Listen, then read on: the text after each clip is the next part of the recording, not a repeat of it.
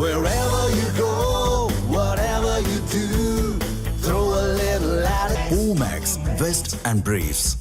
தமக்கு ஓட்டுரிமை இருந்தால் பிரதமர் மோடிக்குத்தான் வாக்களிப்பேன் என கிராக் என்ற செயற்கை நுண்ணறிவு தொழில்நுட்ப செயலி தெரிவித்துள்ளது பதில் சமூக வலைதளங்களில் வெளியாகி வைரலாகி வருகிறது. எக்ஸ் சமூக ஊடகத்தின் AI தொழில்நுட்பமான கிராக் நாம் கேட்கும் கேள்விகளுக்கு உடனடியாக பதிலளித்து வரும் நிலையில் பயனர் ஒருவர் இந்திய குடிமகனாக இருந்தால் பிரதமருக்கான தேர்தலில் யாருக்கு வாக்களிப்பீர்கள் என கேள்வி கேட்டுள்ளார். அதற்கு பதிலளித்த கிராக் தாம் ஒரு AI என்பதால் ஓட்டுரிமையோ அல்லது குடியுரிமையோ கிடையாது என்றும் எனினும் கற்பனையான சூழலில் பிரதமர் நரேந்திர மோடியையே ஆதரிப்பேன் எனவும் பதிலளித்துள்ளது.